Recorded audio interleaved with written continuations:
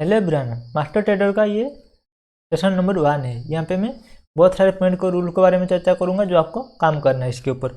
और जैसे कहा, जो भी चीज़ आपको यहाँ पे सिखा रहा हूँ, जैसे कि यहाँ पे टेक्निकल एनालिसिस हो या आप यहाँ पे ऑप्शन मास्टर हो, उसके बाद ऑप्शन सेलिंग हो, जो भी चीज़ आपको या मास्टर ट्रेडर हो, जो भी चीज़ आपको सिखा रहा हूँ वो सभी एज इट इज आपको सिखा रहा हूँ। जो जो सीखा हूँ वो आपको एज इट इज सिखा रहा हूँ। उसके बाद जैसे कहा था लास्ट वीक में, 4th वीक में जो फाइनल टच है वहाँ पे इन सभी को मॉडिफिकेशन किया जाएगा, राइट। तो जो भी चीज़ सीखा हूँ वो सभी को एज इट इज सिखा रहा हूँ। ये नहीं समझना कि यहाँ पे मैं कुछ चेंज किया हूँ। जो चेंज किया हूँ वो आपको लास्ट में दिखाया जाएगा। तो वहाँ पे एक्यूरेसी ज़्यादा है जो चेंज किया हूँ इसके ऊपर मॉडिफिकेशन। जो भी देखो जितने सारे चैनल में सीखा हूँ सभी का एक्यूरेसी रेशियो यहाँ पे 60-40 टाइप का उनका एक्यूरेसी रेशियो में जैसे देखा हूँ। उसके बाद उसको मैं मॉडिफिकेशन करके कैसे 80-90 के ऊपर आप काम कर सकते हो, उसको मैं रीडिजाइन किया हूँ, वो आपको लास्ट वीक में दिखाया जाएगा। यहाँ पे देखो, अगर मार्केट में आप काम करना चाहते हो उसके लिए आपको क्या चाहिए, आपको रेगुलर प्रैक्टिस करना चाहिए। कोई भी स्ट्रेटेजी के ऊपर आप काम कर रहे हो, प्रोजेक्शन कुछ भी आप कर रहे हो तो उसको रेगुलर प्रैक्टिस करना है। यहाँ पे प्रैक्टिस का कोई भी सब्स्टिट्यूट नहीं है। जैसे आपको कहा था प्रैक्टिस आपको डेली ही करना है, ये डूज आप इसको डेली करना है। उसके बाद जर्नलिंग और ट्रेड डेली, मतलब आप जो भी ट्रेड ले रहे हो उसको आपको नोट में लिखना चाहिए या आपको एक्सेल शीट में लिखना चाहिए कि कहाँ पे मैं ट्रेड ले रहा हूँ, क्यों ले रहा हूँ, कितना मुझे प्रॉफिट हुआ है, वो सभी आपको लिखना पड़ेगा। पर डे का मेरा रिस्क क्या है, ट्रेडिंग जर्नल आपको एक फॉलो करना पड़ेगा। ये आपको डेली करना पड़ेगा ताकि आप जब 4-5 महीने के बाद इस तरीका चलेगा ना तो आप एक्यूरेसी रेशियो बहुत ज़्यादा हो जाएगा। और इस तरीका करते हो रेगुलर प्रैक्टिस, उसके साथ आपको ट्रेडिंग जर्नल फॉलो करना पड़ेगा। ये दोनों चीज़ करते हो तो आपका एक्यूरेसी रेशियो कुछ टाइम के बाद बहुत ज़्यादा इंक्रीज हो जाएगा। ये आपका डूज है। और डोंट में क्या आता है, डोंट में आपको कभी भी न्यूज़पेपर या टीवी न्यूज़ को कभी भी नहीं देखना है। मार्केट के लिए कभी भी न्यूज़ नहीं देखना है। बहुत सारे लोग यहाँ पे न्यूज़ देख के काम करते हैं, कभी भी आपको न्यूज़ नहीं देखना है, समझ रहे हो। कभी भी कह रहा हूँ यहाँ पे आपको न्यूज़ या न्यूज़पेपर आपको नहीं देखना है। अगर सच में सक्सेसफुल होना चाहते हो तो की बात कर रहा हूँ, अगर नहीं होना चाहते हो उस केस में अलग सिनेरियो। ऑप्शन का बेनिफिट क्या है, बेनिफिट आप ऑप्शन में अगर काम करना चाहते हो उसमें बेनिफिट क्या है, ऑप्शन में आपको लिवरेज मिलेगा, राइट। उसके बाद पोर्टफोलियो को हेज कर सकते हो। कोई भी स्टॉक बाय किए उसके अगेंस्ट आप पुट को बाय कर सकते हो, पोर्टफोलियो को आप हेज कर सकते हो। उसके बाद यहाँ पे आपको मनी मैनेजमेंट ठीक रहता है, मतलब पोर्टफोलियो का जो है ना आपका, वहाँ पे इफेक्टिव आप मनी मैनेजमेंट प्लान कर सकते हो। उसके बाद यहाँ पे मार्केट जो आपका हाई प्राइस है उसको आप लो प्राइस से कैसे ट्रेड कर सकते हो, राइट।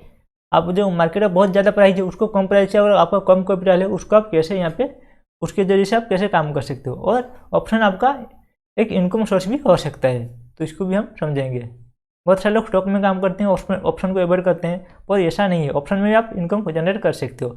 ऑप्शन में क्या क्या चीज़ आपको चाहिए, ऑप्शन में आपको चाहिए call, put, premium, strike price, intrinsic value, time value और इम्प्लाइड वोलेटिलिटी।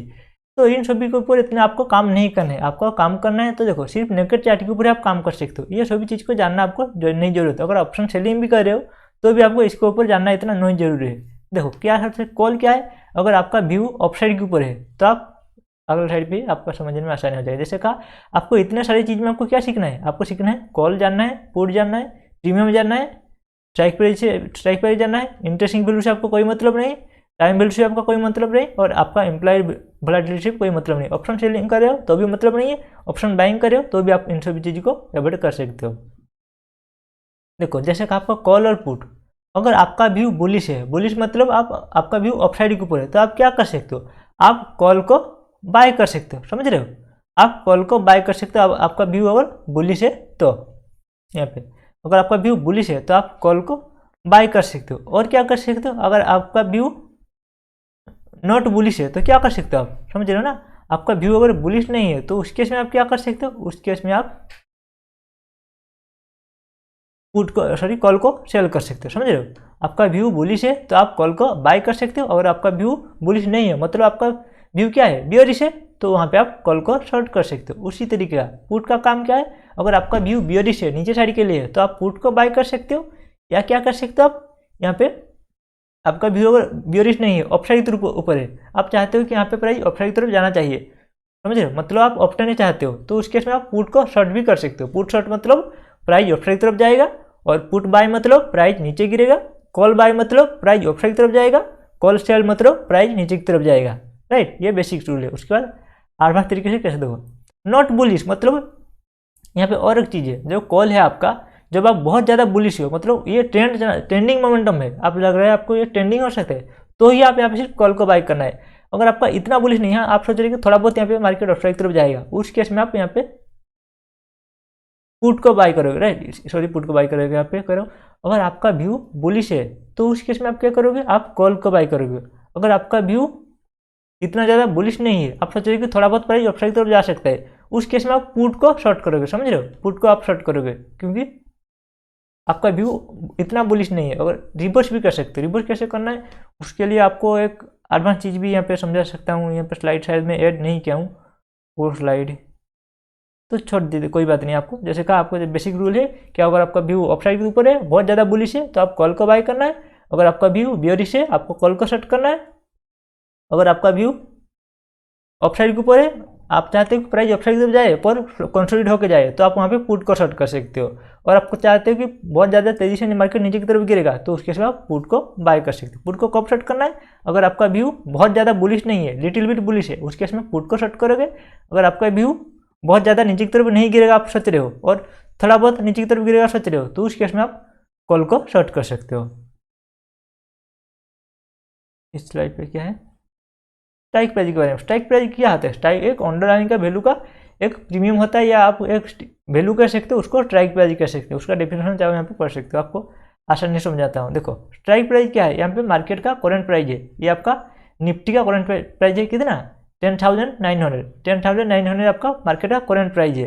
तो उसका स्ट्राइक प्राइस कैसे कैलकुलेट करते हैं, निफ्टी का स्ट्राइक प्राइस कैलकुलेट करते हैं 50-50 लेके। यहाँ पे मैं 100 दे हूँ, आपको आसान होगा, राइट। यहाँ पे कैसे होता है, निफ्टी का कैलकुलेशन होता है 1950, तापर उसके बाद आ जाता है आपका 11,000, उस तरीका होता है। तो यहाँ पे क्या लिखा हूँ, यहाँ पे मैं सिर्फ 100 को ऐड किया हूँ, तो ये आपका इंटरेस्ट इस तरीका बनेगा। तो आप इसको स्ट्राइक प्राइस कर सकते हो, राइट। कोई भी प्राइस है उसको स्ट्राइक प्राइस कर सकते हो। और आपका जैसे कहा, ये आपका करंट प्राइस है। करंट प्राइस आपका क्या हो जाएगा, करंट प्राइस आपका हमेशा एटीएम रहेगा, राइट, एट द मनी आपका रहेगा। करंट प्राइस आपका एट द मनी रहेगा।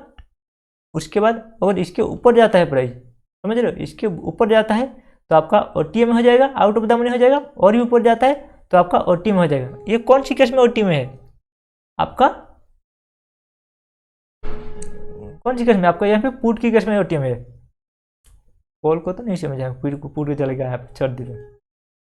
ये आपका कॉल का कैसे, देखो कॉल का आप इंटरेस्टिंग बिल बना रहे हैं, आप कॉल का यहाँ पे in the money, out of the money और एट द मनी कैसे फाइंड आउट कर सकते हो। उसके लिए आपको क्या है, सबसे आसान है कि आपका यहाँ पे करंट प्राइस इतना चल रहा है, 10,900 आपका करंट प्राइस चल रहा है। उसके बाद 10,000 जो आपका करंट प्राइस चल रहा है, उसके आसपास जो भी आपका राउंड फिगर रहेगा उसको आप एटीएम मानोगे, राइट। यहाँ पे अगर इसी प्राइस पे चलता है, अगर यहाँ पे 10,910 चलता तो आप यहाँ पे 10,900 को ही लोगे, तो वो आपका एटीएम है, मतलब एट द मनी प्राइस कर सकते हो उसको आप। ये कॉल का प्राइस है। उसके बाद क्या हो जाएगा, उसके बाद उसके अंदर रहेगा ये आपका 900। उसके बाद अगर 800 हो जाता है, उस केस में आपका यहाँ पे क्या हो गया, 800 होने पर आपका ये इन द मनी हो गया। इन द मनी पे ज़्यादा प्रीमियम हाई रहता है, एट द मनी पे कुछ कम रहता है, और आउट ऑफ द मनी पे और ज़्यादा रहता है।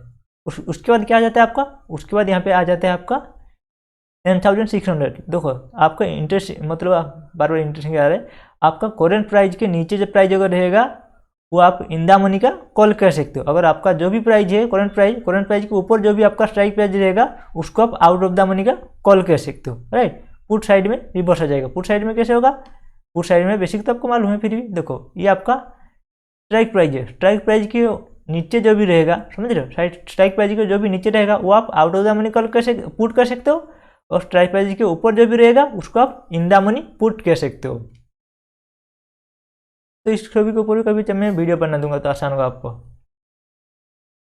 In the money at the money को आपको कैसे काम करना है, देखो इस स्लाइड समझने क्या इतना जरूरी है कल। देखो यहाँ पे जो आपको यहाँ पे सिखा रहा हूँ मैं, यहाँ पे प्रैक्टिस नहीं किया हूँ, समझ रहे हो ना। बहुत सारे लोग यहाँ पे कह रहे हैं कि आप यहाँ पे पढ़ रहे हो या कुछ कह रहे हो। जो भी चीज़ आपको यहाँ पे जितने सारे मैं क्लास सभी को रिकॉर्ड किया हूँ, वो सभी में कभी मैं प्रैक्टिस नहीं किया हूँ। स्लाइड देख रहा हूँ आपको समझ रहा हूँ, स्लाइड देख रहा हूँ आपको समझ रहा हूँ, यहाँ पे कोई भी प्रैक्टिस नहीं है मेरा, राइट।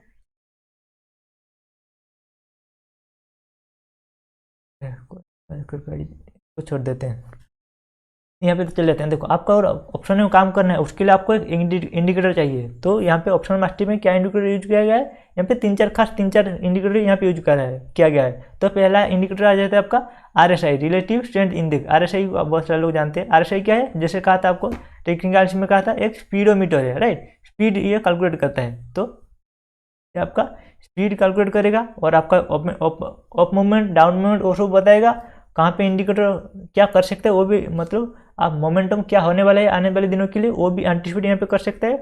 और इसको ऑसिलेटर भी कुछ लोग कह सकते हैं। देखो टाइप ऑफ ऑसिलेटर में क्या जाता है आपका, प्राइज ऑसिलेटर, वॉल्यूम ऑसिलेटर और रेट ऑसिलेटर, ये बहुत सारे ऑसिलेटर है। तो आपको ऑसिलेटर के ऊपर इतना काम नहीं करना है, आपको सिर्फ आरएसआई के ऊपर काम करना है और बोलिंजर बैंड और कुछ ट्यूबलाइट उसके ऊपर आपको काम करना है। देखो कन्वेंशनल जो पहले आप टेक्निकल आर्ट्स में आपको क्या सिखाया था, टेक्निकल आर्ट्स में आपको कन्वेंशनल आरएसआई सिखाया था। मतलब आपको एक रेंज दिया था, अपर साइड का रेंज था आपका 70, लोअर साइड का रेंज था आपका 30। वहाँ पे क्या हो रहा था, आप सोचे थे कि 70 के ऊपर चला गया है तो मतलब आप ओवरबोट हो चुका है, उसके बाद 70 के नीचे जैसे आएगा तो वहाँ पे शॉर्ट करने का मैं अपॉर्चुनिटी ढूंढूंगा, वो आपको समझाया था। और नीचे साइड के लिए भी क्या हो रहा था, अगर प्राइस नीचे से गिर रहा है, गिरने के बाद 30 को ब्रेकडाउन कर रहा है तो आपका ओवरसोल्ड जोन हो चुका है। उसके बाद नीचे गिरने के बाद अप साइड तरफ जाता है तो आपका वहाँ पे बाइंग साइड के लिए ढूंढते थे, राइट। तो इस तरीका आपका कन्वेंशनल था। पर अब क्या होगा, ये कन्वेंशनल को चेंज करके ऑन कन्वेंशनल किया जाएगा, राइट।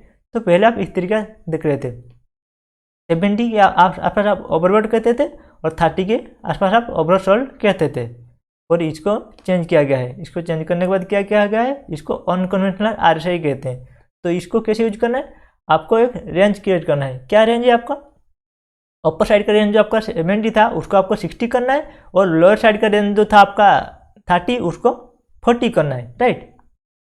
तो क्या हो जाएगा आपका 40 से आपका जो जैसे कहा अपर साइड का रेंज जो आपका 60, लोअर साइड का रेंज है आपका 40, समझ रहे हो। तो आपको यहाँ पे चेंज हो जाने के बाद आपको क्या समझ रहे हैं, आप कैसे समझ सकते हो कि आरएसआई के जरिए से आप कैसे बियरिश रेंज, बुलिश रेंज या साइडवेज में है तो कैसे फाइंड आउट कर सकते हो। आरएसआई के जरिए से कैसे करोगे आप, अगर अप ट्रेंड में है तो अप ट्रेंड के लिए आप क्या करना है, आरएसआई अगर आरएसआई का रेंज अगर 40 से लेके 80 तक रहता है तो आप इसको अप ट्रेंड कहोगे, और अगर 60 से लेके 80 तक रहता है उसको आप स्ट्रॉन्ग ट्रेंड कहोगे, समझ रहे हो। 60 को टच करने के बाद ब्रेकआउट करता है, उसके बाद 80 के आसपास रहता है तो उसको आप स्ट्रॉन्ग ट्रेंड कहोगे, और 40 से लेके 80 तक आप उसको अप ट्रेंड कहोगे। उसके रिवर्स साइड में क्या हो जाता है, 60 से लेके 20 तक इसको आप डाउन ट्रेंड कहोगे, 40 से लेके 20 तक इसको आप स्ट्रॉन्ग डाउन ट्रेंड कहोगे। ये अनकन्वेंशनल काम करने का तरीका है। उसके बाद 60 से लेके 40 और 60 के बीच में अगर काम हो रहा है, वो आरएसआई का रेंज है तो उसको कह सकते हो साइडवेज के अंदर है मार्केट, आप कह सकते हो, राइट। ये आपका अप ट्रेंड, कैसे देखो ये आपका अपर साइड का रेंज है, जैसे कहा 60 ऊपर है मतलब ये आपका अप ट्रेंड में है, जैसे आपको कहा था। उसके बाद क्या आ जाता है आपका, ये आपका अपर साइड का रेंज है 60, नीचे साइड का रेंज है आपका 40, तो 60-40 के बीच में, तो यहाँ पे देखो कोई भी मोमेंटम इतना नहीं हो रहा है तो ये साइडवेज के अंदर है। उसके बाद आता है कि आपका, उसके बाद आ जाता है आपका यहाँ पे एक डाउन ट्रेंड दिख रहा है, डाउन ट्रेंड होने के बाद देखो यहाँ पे 40, लोअर साइड का जो रेंज है 40 के नीचे ही ट्रेड हो रहा है, राइट। तो इसको आप डाउन ट्रेंड कर सकते हो आरएसआई को देख के। उसके बाद चार्ट में भी यहाँ पे आपको दिख रहा है कि एक डाउन ट्रेंड है। इसमें इतना ही, जैसे का ये इंट्रोडक्शन वीडियो था। उसके बाद अगले स्लाइड में एक्सपायरी लेवल 1 के बारे में समझाऊंगा, एक्सपायरी लेवल 1 को आप कैसे काम कर सकते हो मार्केट के ऊपर।